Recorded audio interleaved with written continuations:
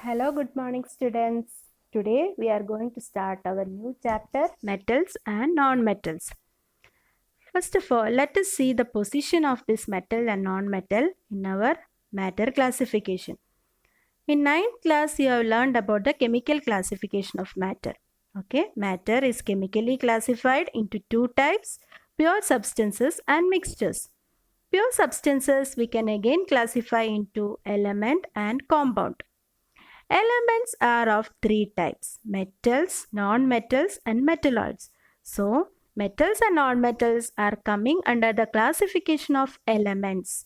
Elements are coming under the classification of pure substances.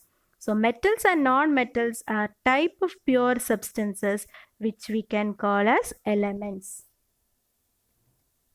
Okay, moving on to the physical classification of metals and non-metals.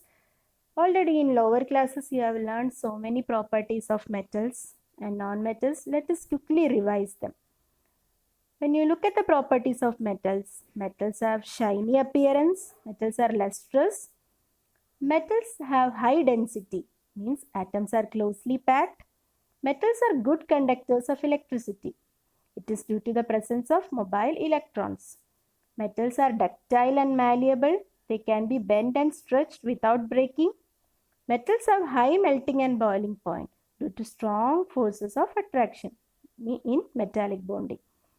Metals are strong and tough. Metals are good conductors of heat. And metals usually exist in solid state at room temperature. But we can say that there are so many exceptions for these general properties. For example, we say that metals are strong. They are very strong.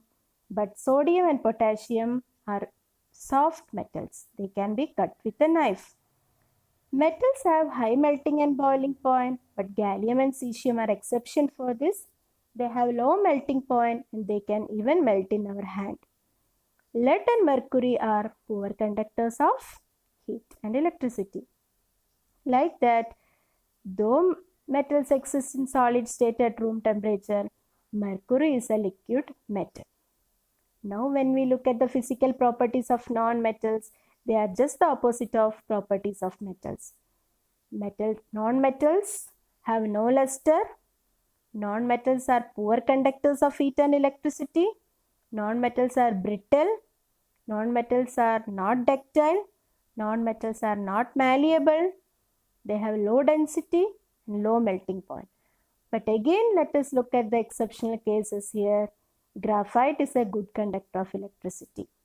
Diamond and graphite have high melting and boiling point. Iodine and diamond are lustrous. Even though non-metals generally exist as gases and solids, bromine is a liquid non-metal.